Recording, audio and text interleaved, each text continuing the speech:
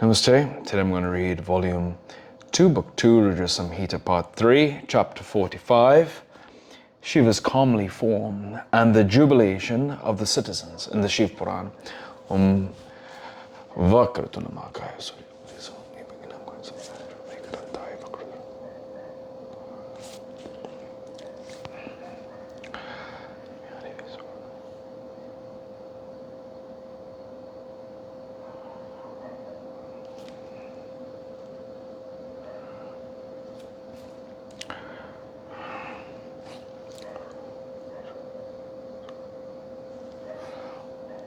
That's it.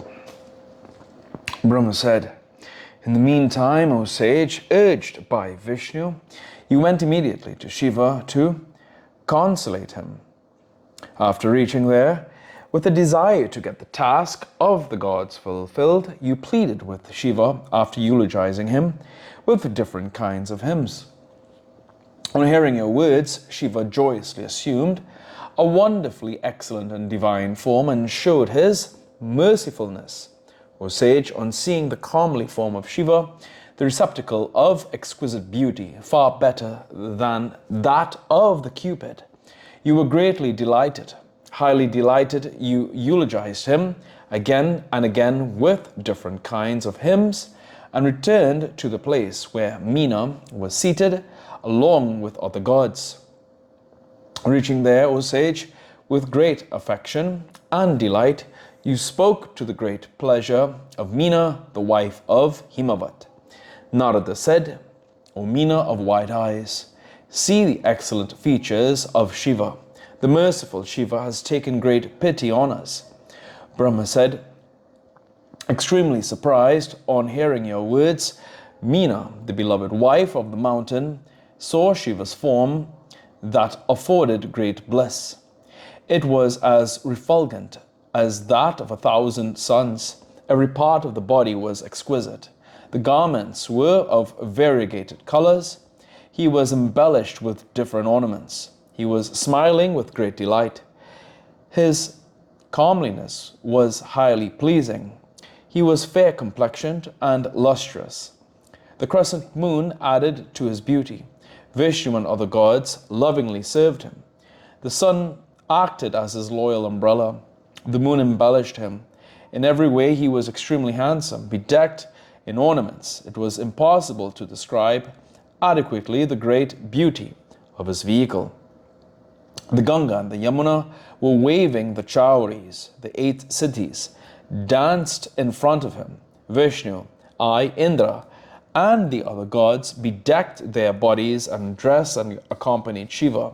The gunners of various forms and features shouted cries of victory, victory, and walked in front of Shiva. The Siddhas, the secondary gods, the extremely delighted sages went in company of Shiva. The others too were equally delighted. Thus the fully decorated gods were very jubilant, and in the company of their wives they eulogized Shiva, the supreme Brahman. Visvavasu and others, along with the celestial damsels, sang songs of Shiva's glory. O excellent sage, when Shiva was nearing the threshold of the palace of Himavat, there was much jubilation there. O excellent sage, who can describe the exquisite splendor of the Supreme Lord at that time? On seeing him in that form, Meena stood stunned, as though drawn in a picture for a moment, O sage, and spoke these words. Meena said, O great Lord, my daughter is indeed blessed, she by whom the great penance was performed.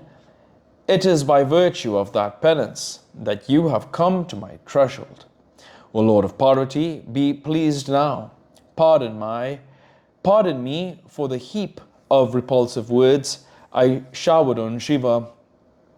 Brahma said, after saying thus and eulogizing the moon-crested Lord, Meena, the beloved of the mountain, bowed to him with palms joined in reverence and stood shy.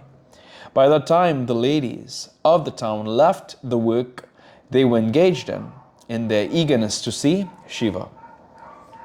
A certain lady in the midst of her bath and toilet was overwhelmed with the desire to see Shiva, the bridegroom of Parvati.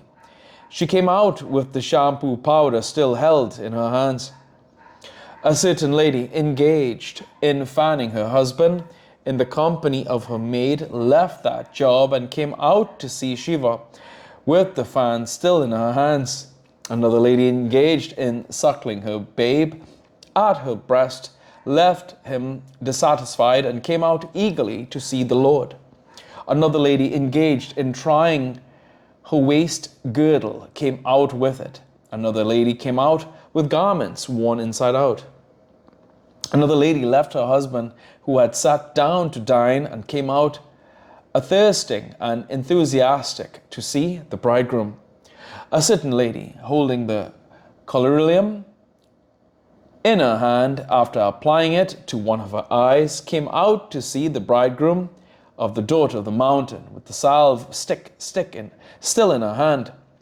Another damsel engaged in applying the red lac juice to her feet heard the tumult outside and so left it in the middle and came out to see the procession. Thus the ladies forsook their activities, left their houses and came out. On seeing the exquisite form of Shiva, they were greatly fascinated. Delighted on seeing Shiva and overwhelmed by affection, they cherished the comely form in their hearts and spoke as follows. The lady said, "The eyes of the residents of this town have become fruitful. The life of the persons who have seen this comely form has become meaningful. The life is fruitful and the rights are fruitful only of the person who has seen Shiva, the destroyer of all sins. Parvati has accomplished everything inasmuch as she performed penance for Shiva. She is blessed. She is contented in securing Shiva as her husband. If Brahma had not joined this pair, Shiva and Shivani, his endeavor of creation would have entirely become fruitless. This is well done. The excellent pair has been united. Everything has become meaningful in every activity. A vision of Shiva is inaccessible to men without penance. All of us have now become contented by seeing Shiva, just as Lakshmi was blessed by securing Vishnu as her lord. Formerly so, also the gentle lady Parvati has become embellished on securing Shiva. Just as Saraswati was blessed by securing Brahma as her husband, so also the gentle lady Parvati has become embellished on getting Shiva as her husband. All of us, men and women, are blessed, we who see Shiva, the Lord of all, the husband of Parvati. Brahma said, saying thus, they worshipped Shiva with sandal paste and raw rice grains. They showered him with fried grains respectfully. The ladies standing near Meena were enthusiastically praising the good luck of Meena and the mountain. Hearing the auspicious stories and anecdotes of the ladies, the Lord became delighted, was sage, along with Vishnu and others. Footnotes 105. The eightfold siddhis are personified here. 106. Visvavasu is the chief of the Gandharvas in Indra's heaven. He is a famous musician and is said to possess all girls from the advent of their youth and transfer them to Agni, from whom the bridegrooms obtain them for producing wealth and sons. Here ends today's reading of the Shiva Puran. Om Prabhu Prananatam Vyomeshwanatam Chakanatam.